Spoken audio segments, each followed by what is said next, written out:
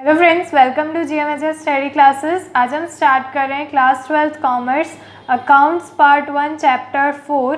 Chapter 4 में question 10 solve कर रहे हैं। इससे प्रीवियस जो सारे क्वेश्चन है सारे के सारे अपलोडेड है चैनल पे। आप प्लेलिस्ट चेक कीजिएगा अकाउंट्स की, जिसके लिंक मैं आपको डिस्क्रिप्शन में दे रही हूँ। प्लेलिस्ट में आप चेक करेंगे तो आपको लाइन वाइज एक सीक्वेंस में सारे सॉल्यूशन मिल जाएंगे चैप्टर वाइज। स्टार्ट करते हैं क्वेश्चन नंबर 10।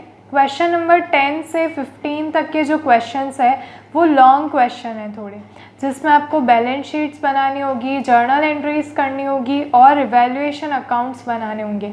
तो आज के इस वीडियो में हम क्वेश्चन 10 से स्टार्ट करेंगे, जो छोटा क्वेश्चन है जिसमें आप इजीली जो बेसिक कंसेप्ट है, एक्चुअली जो न्यू थिंग्स है, जो न्यू अकाउंट्स है, वो आप सीखेंगे कि किस तरह से रिवैल्यूएशन अकाउंट बनाया जाता है, उसकी जर्नल एंट्रीज कैसे की जाती है, और नेक्स्ट जो क्वेश्चन होगा उसमें हम सीखेंगे बैलेंस शीट कैसे मैच होगी।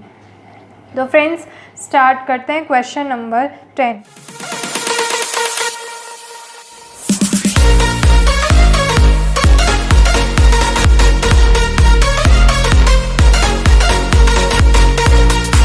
क्वेश्चन आपकी स्क्रीन पर आ चुका है। क्वेश्चन रीड करती हूँ। Rajesh, Pushpa and Pratibha are the partners of Shrinath ji traders partnership firm. Their profit and loss sharing ratio is 2:3:1. Their firm's balance sheet as on 31st March 2017 is as under. तो यहाँ पर आप कंप्लीट इन्फॉर्मेशन देख सकते हैं। श्रीनाथ जी ट्रेडर्स जो एक पार्टनरशिप फर्म है, पूरा डेटा आपको दिया गया, आपको बैलेंस शीट दी गई है। अब रिवैल्यूएशन अकाउंट यानी रिकंस्ट्रक्शन ऑफ पार्टनरशिप के जब आप क्वेश्चन सॉल्व करते हैं तो आपको पूरी बैलेंस शीट दी है प्रीवियस ईयर की। अब बैलेंस शीट के बाद हम फर्दर डेटा देखें तो हमें यहाँ पर लिखा गया as the about date of balance sheet partners decide to change profit and loss sharing ratio to 1:1:1। Partners का रेशियो था 2:3:1 और उसके अकॉर्डिंग उनकी बैलेंस शीट थी उस पूरे ईयर की। अब नया ईयर स्टार्ट होने से पहले पार्टनर्स चाहते हैं कि अपना profit and loss sharing ratio change कर दें। उन्होंने चेंज किया है 1:1:1 यानी इक्वल रेशियो अब वो रखना चाहते हैं। तो उसके लिए यहाँ पर पार्टनरशिप में जब रेशियो चेंज करते हैं तब हमें पूरा रिवैल्यूएशन करना पड़ता है। अब कैसे होगा वो रिवैल्यूएशन, वो यहाँ पर फर्दर रीड करते हैं। On this date they decided to revalue the assets and liabilities for which information is as under. अब profit and loss ratio change हुआ तो उनकी जो असेट्स और लायबिलिटीज़ की वैल्यू में जो चेंजेस आए हैं, राइट, जो लास्ट ईयर से इस ईयर में, वो सब कुछ फिर से चेंज होगा और हमें नई वैल्यूज़ फाइंड करनी है। जैसे आप चेक कर सकते हैं, first adjustment, the value of land is to be increased up to 2,50,000। यानी जो आपको बैलेंस शीट में आपको जो पूरा अकाउंट दिया है बैलेंस शीट का इस क्वेश्चन के अंदर, उसमें लैंड की अमाउंट देखिए, आपको 1,80,000 दी है और अब नई वैल्यू आपको चाहिए 2,50,000। तो आपको यहाँ पर इंक्रीज़ डिक्रीज़ बताना है रिवैल्यूएशन अकाउंट के अंदर, राइट। ऐसे ही आपको 7 एडजस्टमेंट दिए हैं। तो हम क्या करेंगे, सबसे पहले जो सारे एडजस्टमेंट्स हैं उनको टिक कर लेते हैं। मैं आपको सबसे इजी वे में इस पूरे क्वेश्चन को सॉल्व करना सिखाऊंगी। एंड तक वीडियो जो स्टूडेंट्स देखेंगे उनके लिए बेनिफिशियल होने वाला है ये आज का वीडियो। आप बेसिक कंसेप्ट यहीं से सीख सकते हैं। आगे आने वाले वीडियोस में मैं इतना डिटेल में एक्सप्लेन नहीं करूँगी। तो स्टार्ट करते हैं। देखिए, फर्स्ट एडजस्टमेंट रीड करती हूँ। The value of land is to be increase. आप यहाँ पर लैंड देख लीजिए और बैलेंस शीट में जाइए, क्वेश्चन में लैंड जहाँ पर लिखा हुआ है वहाँ पर फर्स्ट एडजस्टमेंट टिक कर दीजिए। इसके फर्दर फर्स्ट एडजस्टमेंट में बिल्डिंग की जो वैल्यू है वो भी कहा गया है इंक्रीज़ हुई है 50,000। The value of building is to be increase by 50,000। तो हमें उसके नीचे ही बिल्डिंग की वैल्यूज़ दी गई है तो वहाँ पर टिक कर देंगे बिल्डिंग में। तो आप देख सकते हैं बिल्डिंग की वैल्यू को टिक कर देना है, फर्स्ट एडजस्टमेंट। उसके बाद सेकेंड एडजस्टमेंट रीड करते हैं। The value of machinery is to be decrease up to 80,000। अब मशीनरी का टॉपिक देखिए, ये इसमें कुछ डिक्रीज़ आया तो मशीनरी है तो आप इसे सेकेंड एडजस्टमेंट टिक कर दीजिए। थर्ड पे चलते हैं। The value of investment is to be reduced by 30%। Investment पे आइए, इसको थर्ड एडजस्टमेंट टिक कर दीजिए। Provision for bad debts and discount reserve is to be made on debtors. तो पूरे बैलेंस शीट में टिक कर लीजिए कहीं पे भी discount reserve, debtors, discount reserve और बैड डेब्ट दिया गया है, नहीं दिया गया, तो डेटर्स पे हमें इसे रखना है, तो डेटर्स को टिक कर दीजिए, फोर्थ एडजस्टमेंट। नेक्स्ट चेक कीजिए fifth, the stock value of stock of ₹15,000 is to be reduced by 20%। अब जो स्टॉक की वैल्यू है, अब स्टॉक आप चेक कीजिए, पूरे क्वेश्चन में आपको सिर्फ क्लोजिंग स्टॉक दिख रहा है, तो क्लोजिंग स्टॉक पे फिफ्थ एडजस्टमेंट टिक कर दीजिए। एडजस्टमेंट क्या है इसे डिटेल में हम बाद में समझेंगे, पहले एडजस्टमेंट टिक कर लेते हैं। Amount of 20,000 is not to be paid to creditors, creditors को अब देना नहीं है, क्रेडिटर्स पे सिक्स एडजस्टमेंट टिक कर दीजिए। Seventh adjustment ₹3,000 for outstanding expenses and 2,000 for income receivables are not recorded in the books. तो इनकम रिसीवेबल्स और आउटस्टैंडिंग एक्सपेंसेस, एक असेट्स और एक लायबिलिटीज़, दोनों में सेवेंथ एडजस्टमेंट टिक कर लेना है। सो फ्रेंड्स, आई होप सारे एडजस्टमेंट्स हमारे टिक हो चुके हैं। अब नेक्स्ट फर्दर मैं क्वेश्चन रीड करती हूँ। लास्ट लाइन आपको दी गई है क्वेश्चन में, from the above information right journal entries in the books of partnership firm and prepare the revaluation account. तो अब इस तरफ आप बोर्ड पे देख सकते हैं, जो दो चीज़ हमें कही गई है, जर्नल एंट्रीज और रिवैल्यूएशन अकाउंट, दो अकाउंट्स आपको बनाने हैं, तो प्रिपेयर करके रखिएगा। एक पेज पूरा का पूरा आपको जर्नल एंट्रीज के लिए लीव करना है, टेबल पूरा बना दीजिए। यहाँ पर जो फॉर्मेट है जर्नल एंट्रीज़ का, पर्टिकुलर्स, अमाउंट, ऐसा आप फॉर्मेट पूरे एक पेज पे बना दीजिए। रिवैल्यूएशन अकाउंट के लिए हाफ पेज इनफ होगा, तो आप हाफ पेज पे रिवैल्यूएशन अकाउंट बना दीजिए। रिवैल्यूएशन अकाउंट में जो कॉलम्स होंगे that is particulars, amount, particular amount, ये साइड होगी डेबिट साइड और ये साइड होगी क्रेडिट साइड। जर्नल एंट्रीज़ में भी ये डेबिट और ये credit column. So friends, start करते हैं। तो आपको ये जो दो अकाउंट्स है, यानी जर्नल एंट्रीज़ का कॉलम और रिवैल्यूएशन अकाउंट बनाना है, बट मैं आपको क्लियरली इम्पॉर्टेंट चीज़ बता दूं कि पूरे क्वेश्चन में आपको सिर्फ ये एंट्रीज़ जो करनी है, जिन पे एडजस्टमेंट है, उन्हीं की एंट्रीज़ करनी है। हमने जिस पे एडजस्टमेंट टिक नहीं किया है वो पूरे क्वेश्चन में कहीं पे भी रिकॉर्ड नहीं होगा। जो सिर्फ 7 एडजस्टमेंट है, सिर्फ उन्हीं की एंट्री होगी जर्नल एंट्रीज़ में और रिवैल्यूएशन अकाउंट में, बाकी सारे यूज़लेस है यहाँ पर। तो आप देख सकते हैं फर्स्ट एडजस्टमेंट जो हमारा है वो रीड करते हैं। हम सारे एडजस्टमेंट वाइज ही जा रहे हैं, तो एडजस्टमेंट्स आप देख सकते हैं। First adjustment, value of land is to be increase up to 2,50,000। अब हमने जहाँ पर लैंड को टिक किया है वहाँ पर आप देख सकते हैं लैंड की एक्चुअल वैल्यू है 1,80,000, जो इंक्रीज़ होकर हो गई है 2,50,000। जो बड़ी वैल्यू है उसमें से छोटी वैल्यू माइनस कर दीजिए, 2,50,000 माइनस 1,80,000, तो आंसर क्या आता है 70,000। तो अब वैल्यू क्या हुई, इंक्रीज़ हुई। जो पुरानी वाली बैलेंस शीट दी गई है उसमें 1,80,000 है, और अब यहाँ पर आप देख सकते हैं एडजस्टमेंट में लिखा है इंक्रीज्ड अप टू 2,50,000, इंक्रीज़ हुआ है। तो इंक्रीज़ जब भी आएगा तो आपको यहाँ पर रिवैल्यूएशन अकाउंट में क्रेडिट साइड में लिखना है। तो रिवैल्यूएशन अकाउंट की क्रेडिट साइड में आपको लिखना है लैंड अकाउंट, आपको पूरा लिखना है लैंड अकाउंट। तो लैंड जो भी इंक्रीज़ होगा वो क्रेडिट साइड में, जो डिक्रीज़ होगा वो डेबिट साइड में। इंक्रीज़ क्रेडिट, डिक्रीज़ डेबिट, तो हमें इस तरह से लिखना है। अब लैंड की वैल्यू इंक्रीज़ हुई, तो जितना इंक्रीज़ हुआ है 70,000 का इंक्रीज़ हुआ है, तो हम यहाँ पर 70,000 नहीं लिखेंगे। तो इसे कहते हैं रिवैल्यूएशन अकाउंट। कितना इंक्रीज़ हुआ है और कितनी वैल्यू से, वो हमें इस पूरे अकाउंट में दिखाना है, राइट। तो पहले हम रिवैल्यूएशन अकाउंट को पूरा कंप्लीट फिलअप कर लेते हैं। तो अब फर्दर रीड करती हूँ। बिल्डिंग की जो वैल्यू है फर्स्ट एडजस्टमेंट में, value of building is increased by 50,000। तो यहाँ पर डायरेक्ट आपको इंक्रीज बाय 50,000, यानी 50,000 पूरी की पूरी वैल्यू इंक्रीज़ हुई है। और अगर आप लैंड में देखेंगे तो वहाँ पर लिखा था अप टू यानी वहाँ तक ले जानी है, 2,50,000 हो चुकी है, और ये तो है 50,000 प्लस हुआ है, तो पूरा इंक्रीज़ 50,000 का आया। तो यहाँ पर हम लिखेंगे बिल्डिंग अकाउंट बाय 50,000 का इंक्रीज़ इसमें बिल्डिंग्स में आया है।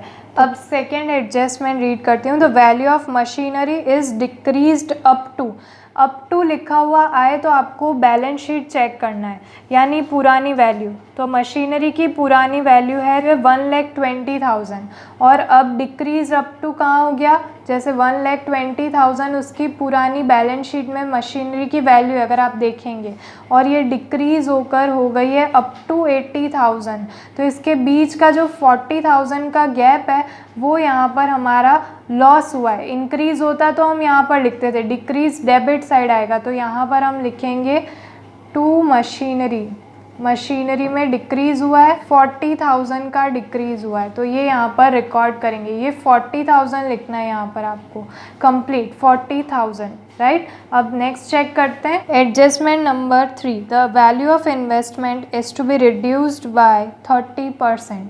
अब इन्वेस्टमेंट की वैल्यू देखिए, यहाँ पर 40,000 है और इन्वेस्टमेंट डिक्रीज़ हो गए हैं बाय 30%।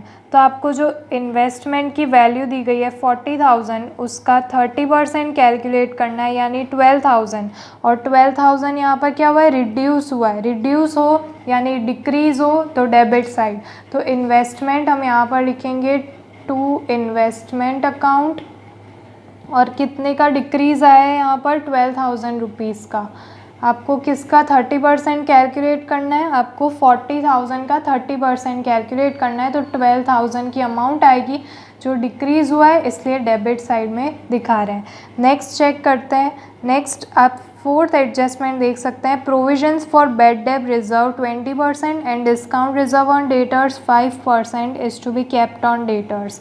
तो अब हम जब बैड डेब्ट्स और बैड डेब रिज़र्व निकालते हैं तो यहाँ पर हमारा लॉस होता है। लॉस होता है इन द सेंस हमारे असेट्स डिक्रीज़ होते हैं। अब डेटर्स डिक्रीज़ हो जाएंगे, तो जो डिक्रीज़ आ रहा है यहाँ पर वो हम इस तरफ रिकॉर्ड करेंगे, टू बैड डेब रिज़र्व और to discount reserve on debtors.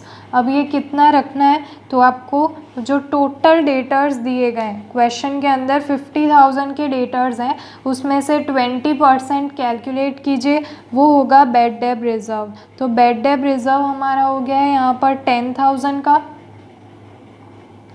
और डिस्काउंट रिज़र्व ऑन डेटर्स हमारा हो गया है 2,000 का। ये हमें यहाँ पर लिख देना है। तो फ्रेंड्स इस तरह से आपको क्वेश्चन सॉल्व करना है। जो बाकी की अमाउंट बचेगी 50,000 का पहले आपको यहाँ पर करना है 20%, तो यहाँ पर आंसर आएगा 10,000। उसके बाद जो अमाउंट 40,000 की है उसका आपको यहाँ पर अगेन फाइंड करना है 5%, तो आंसर 2,000, तो वो discount reserve on debtors. Next पे चलते हैं। अब नेक्स्ट जो एडजस्टमेंट है, एडजस्टमेंट नंबर 5, वो रीड करते हैं। The value of closing stock of ₹15,000 is reduced by 20%। तो टोटल क्लोजिंग स्टॉक आपके 35,000 के हैं। अब इसमें से आपको जो 15,000 का स्टॉक है, सिर्फ इतने स्टॉक की वैल्यू आपकी यहाँ पर डिक्रीज़ हो रही है, रिड्यूस हो रही है 20%। तो 15,000 के 20% होते हैं 3,000 रुपीज़, यानी 3,000 की वैल्यू कम हुई है। टोटल 35,000 में से 3,000 माइनस करना है। अगर आप इसके 20% करेंगे तो आपका आंसर गलत आएगा। आपको 15,000 के 20% कैलकुलेट करना है, तो 3,000 वैल्यू कम हो गई है, डिक्रीज़ हुई है, डिक्रीज़ डेबिट साइड। तो यहाँ पर लिखेंगे टू स्टॉक में डिक्रीज़ आया है 3,000 का, ये यहाँ पर दिखा देंगे, राइट। अब नेक्स्ट चेक करते हैं sixth adjustment. Amount of 20,000 is not to be paid to creditors. अब जो क्रेडिटर्स हैं, जो हमारी लायबिलिटीज़, उनको हमें पे नहीं करना है, तो लायबिलिटीज़ को ना पे करके हम यहाँ पर प्रॉफिट ही कर रहे हैं, इनकम्स ही है हमारे लिए इंक्रीज़ आया है। यहाँ पर क्रेडिटर्स जो है वो लायबिलिटीज़ होती है, तो यहाँ पर ये हमारी अब नहीं पे करनी है, तो इस तरफ हमारा इंक्रीज़ आएगा, बेनिफिट हो रहा है तो क्रेडिट साइड, लॉस डिक्रीज़ हो रहा है तो डेबिट साइड। तो यहाँ पर क्रेडिटर्स हमारे जो हमें नहीं पे करने हैं 20,000 के, उनको यहाँ पर रिकॉर्ड कर देते हैं। क्रेडिटर्स हो गया, उसके बाद लास्ट एडजस्टमेंट, और उसके बाद सिर्फ हमें जर्नल एंट्रीज़ करनी है। तो सेवेंथ देखते हैं। 3,000 of outstanding expense and 2,000 of income receivables are not recorded। तो यहाँ पर दो एंट्रीज नहीं हो पाई है, इनकम की और एक्सपेंसेस की। तो इनकम्स आउटस्टैंडिंग जो है यानी हमें रिसीव होने वाली थी वो हम यहाँ पर लिखेंगे। क्रेडिट साइड में इनकम होने वाली थी जो अभी तक नहीं हुई, तो आउटस्टैंडिंग इनकम देखिए 2,000 की थी। एडजस्टमेंट एक्सपेंस देखिए एक्सपेंस पे करना था तो 2 आउटस्टैंडिंग एक्सपेंस जो अभी बाकी है, तो ये हमारा लॉस है, डिक्रीज़ होगा हमारी वैल्यूज़ में। तो यहाँ पर आउटस्टैंडिंग एक्सपेंस में लिखेंगे हम 3,000। बस इसी तरह से आप यहाँ पर कंप्लीट देख सकते हैं, हमारा अकाउंट कंप्लीट हो जाता है। अब आपको लास्ट स्टेप फॉलो करना है, टोटल करना है रिवैल्यूएशन अकाउंट का। तो सबसे पहले क्रेडिट साइड का यहाँ पर टोटल करते हैं। तो इस तरफ वैल्यूज़ हमारी ज़्यादा आ रही है as compare to debit side, credit side की वैल्यूज़ ज़्यादा है। तो पहले क्रेडिट साइड का टोटल देख लेते हैं, 1,42,000 आ रहा है। तो यहाँ पर दोनों साइड में लिख दीजिए 1,42,000। अब ये सारी वैल्यूज़ माइनस कीजिए, ये 4,000 नहीं है 40,000 है, 12,000, 10,000, 2,000 और ये 3,000, 3,000 सभी को माइनस करने के बाद भी 72,000 की वैल्यू यहाँ पर रह रही है। अब इस अमाउंट को क्या करना है, तीनों पार्टनर्स में आपको उनके ओल्ड रेशियो से डिस्ट्रीब्यूट करना है। Old profit and loss sharing ratio जो आपको दिया गया था पहले वाला क्वेश्चन की फर्स्ट लाइन में जो था 2:3:1, तो 72,000 को इस रेशियो में तीनों पार्टनर में डिवाइड करना है। तीनों पार्टनर का मैं यहाँ पर फर्स्ट लेटर लिख रही हूँ। जो तीनों पार्टनर्स है राजेश, पुष्पा और प्रतिभा, तो यहाँ पर मैं लिख दी राजेश, पुष्पा एंड प्रतिभा। तो राजेश का शेयर है यहाँ पर 2, 3 और 1, इस तरह से इनके शेयर है। 72,000 मल्टीप्लाइड बाई 2 डिवाइड बाई 6, तो राजेश का शेयर आएगा 24,000, पुष्पा का आएगा 36,000 और लास्ट में प्रतिभा का आएगा 12,000। इस तरह से डिवाइड होगा और ये बन जाता है इनका प्रॉफिट। ये अगर डेबिट साइड में ज़्यादा है यानी इनकम ज़्यादा थी, उसमें से सारे लॉस माइनस किए फिर भी कुछ अमाउंट बच गई तो वो प्रॉफिट होगा। अगर सारे एक्सपेंसेस ज़्यादा है, यहाँ पर हमने जो वैल्यू डिक्रीज़ हुई वो लिखी, अगर वो सारी ज़्यादा है और जो इनकम्स हुई है यानी इंक्रीज़ आया है वो कम है तो लॉस होगा। बस आपको यही यहाँ पर लॉजिक है वो समझ लेना है। अब हम जर्नल एंट्रीज़ पे आते हैं। जर्नल एंट्रीज़ करने के लिए हमें रिवैल्यूएशन अकाउंट चाहिए, तो स्टार्ट करते हैं इस तरह। रिवैल्यूएशन अकाउंट से आप जर्नल एंट्रीज़ कर सकते हैं ईजिली, मैं आपको एक्सप्लेन करती हूँ। फर्स्ट से आपको यहाँ पर स्टार्ट करना है, आप यहाँ पर क्रेडिट साइड से स्टार्ट कर दीजिए। जर्नल एंट्रीज़ में आपको ऐसा कोई ज़रूरी नहीं है कि आप लाइन वाइज ही सारी जर्नल एंट्रीज़ करें, बट फर्स्ट से आपको स्टार्ट करना है। देखिए लैंड अकाउंट, तो लैंड अकाउंट आपको लेजर पोस्टिंग करनी है, जर्नल एंट्रीज़ नहीं है। आप ऐसा समझ लीजिए ये लेजर पोस्टिंग आप कर रहे हैं। रिवैल्यूएशन अकाउंट सिर्फ एक ही अकाउंट है तो सारी एंट्रीज़ यहाँ पर एक साथ करनी है।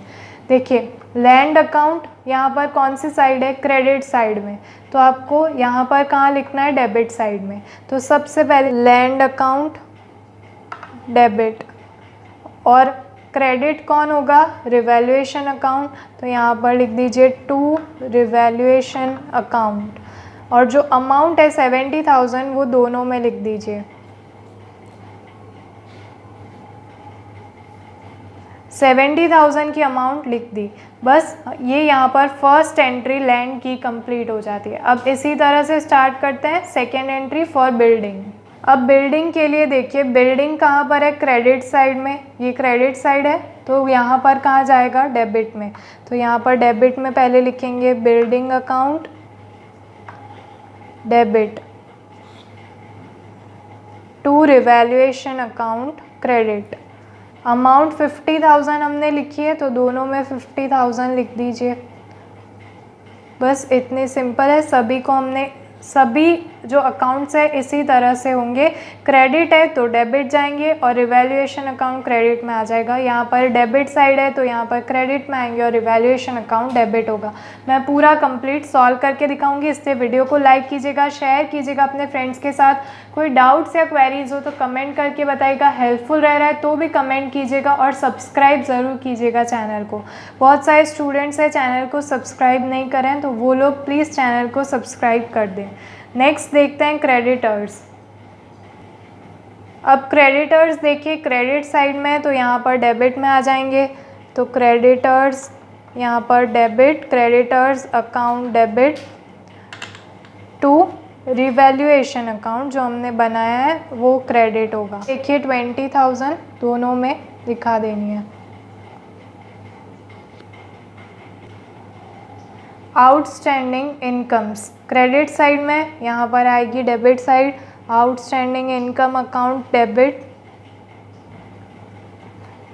टू रिवैल्यूएशन अकाउंट क्रेडिट, जो यहाँ पर लिखा हुआ है। अमाउंट देख लीजिए 2000 एंड 2000, बस लाइन यहाँ पर कर देती हूँ। क्रेडिट साइड के सारे अकाउंट्स हमने यहाँ पर जर्नल एंट्री में रिकॉर्ड कर लिए। अब डेबिट साइड में आते हैं। यहाँ पर फर्स्ट लिखा है टू मशीनरी 40,000। अब डेबिट में है तो यहाँ पर क्रेडिट में जाएगी, तो डेबिट में आ जाएगा रिवैल्यूएशन अकाउंट। तो यहाँ पर पहले लिखेंगे रिवैल्यूएशन अकाउंट डेबिट, और यहाँ पर जो डेबिट में है मशीनरी वो यहाँ पर क्रेडिट में लिखेंगे to machine account credit. Amount देखिए 40,000 की लिख देंगे दोनों साइड। बस इसी तरह से हमें कंटिन्यू करना है। अब मेरे पास स्पेस इतनी थी तो मैं यहाँ पर इरेज करूँगी। हमने मशीनरी तक सॉल्व कर लिया है, ये जो बाकी के अकाउंट्स हैं उन्हें भी रिकॉर्ड करना है। तो चलिए स्टार्ट करते हैं। इन सबको मैं इरेज कर देती हूँ, अगर आपने नोट डाउन नहीं किया तो नोट डाउन कर लीजिए। अब यहाँ से स्टार्ट करते हैं। हमने मशीनरी तक कंप्लीट कर दिया था टू इन्वेस्टमेंट, तो यहाँ पर इन्वेस्टमेंट्स देखिए आप डेबिट साइड में, तो यहाँ पर आ जाएंगे क्रेडिट साइड में टू इन्वेस्टमेंट अकाउंट, और डेबिट में क्या लिखना है revaluation account, revaluation account debit. Amount देख लीजिए 12,000 की, दोनों साइड लिख दीजिए 12,000 एंड 12,000। अब देखिए टू बैड डेट रिजर्व और to discount reserve on debtors, ये दोनों एक ही एडजस्टमेंट में थे। अगर आप चेक करें तो एक ही एडजस्टमेंट में थे, तो आप इसकी यहाँ पर जॉइंट एंट्री कंबाइंड एंट्री कर सकते हैं। तो मैं इसकी कंबाइंड एंट्री करूँगी। अब ये दोनों डेबिट में है तो क्रेडिट में आ जाएंगे, तो यहाँ पर हम लिखेंगे to bad debt reserve account और to discount reserve on debtors account, right. और इनकी जो अमाउंट्स है वो क्रेडिट साइड में पहले दिखा दीजिए 10,000 और 2,000। अब इन दोनों को ऐड करके यहाँ पर डेबिट साइड में 12,000, ये 10,000 प्लस 2,000 12,000, और यहाँ पर हम लिखेंगे revaluation account debit. I hope आप ये एंट्री समझ गए होंगे किस तरह से हमें करनी है। ये एक ही एडजस्टमेंट में दो टॉपिक थे, इसलिए इस तरह से दिखाया है। इसके बाद देखते हैं स्टॉक। स्टॉक की अमाउंट डिक्रीज़ हुई है, डिक्रीज़ हो यानी डेबिट साइड हो तो क्रेडिट साइड में आ जाएगी।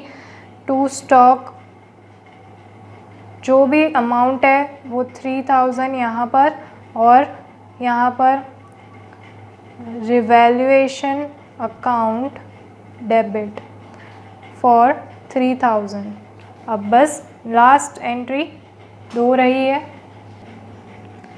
टू आउटस्टैंडिंग एक्सपेंस अकाउंट, यहाँ पर डेबिट साइड तो यहाँ पर क्रेडिट साइड में आएगा। टू आउटस्टैंडिंग एक्सपेंस अकाउंट 3,000, तो यहाँ पर लिख दीजिए 3,000, और ये जाएगा रिवैल्यूएशन अकाउंट डेबिट, यहाँ पर भी 3,000। अब लास्ट जो एंट्री है वो करने के लिए मैं यहाँ पर सब कुछ इरेज कर रही हूँ क्योंकि थोड़ी स्पेस ज़्यादा चाहिए हमें। ये जो तीनों हमने यहाँ पर रिकॉर्ड किए हैं इन्हें भी यहाँ पर एंट्री करके दिखाना है। जो प्रॉफिट इन तीनों पार्टनर ने अर्न किया है उसकी एंट्री भी इस तरफ जर्नल एंट्रीज़ में दिखानी है। अब लास्ट जो एंट्री है प्रॉफिट की, यानी ये डेबिट साइड में तो हमें क्रेडिट साइड में दिखाना है, तो यहाँ पर हम क्रेडिट साइड में लिखेंगे टू राजेश अकाउंट। यहाँ पर जो फर्स्ट पार्टनर है उसके बाद सेकेंड पार्टनर का नाम कंबाइन एंट्री कर रहे हैं टू, यहाँ पर लास्ट में जो पुष्पा लिखा है टू पुष्पाज अकाउंट, और लास्ट है टू प्रतिभास अकाउंट। जो तीनों की अमाउंट है वो क्रेडिट के कॉलम में दिखानी है 24,000, 36,000 और 12,000। अब इन तीनों का टोटल करके सेम डेबिट साइड में लिखना है, तो 72,000 टोटल आ रहा है। अब डेबिट साइड का टोटल, क्रेडिट साइड का टोटल सेम हो गया। यहाँ पर आप लिख दीजिए रिवैल्यूएशन अकाउंट डेबिट,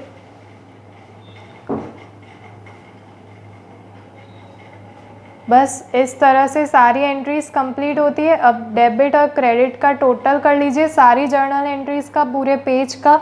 तो हमारा जो टोटल आ रहा है वो आ रहा है 2,84,000, राइट। क्रॉस चेक कीजिएगा, कहीं पे भी आपको कोई डाउट्स या कोई चेंजेस लगे कहीं पे के ज़रूर बताइएगा फ्रेंड्स।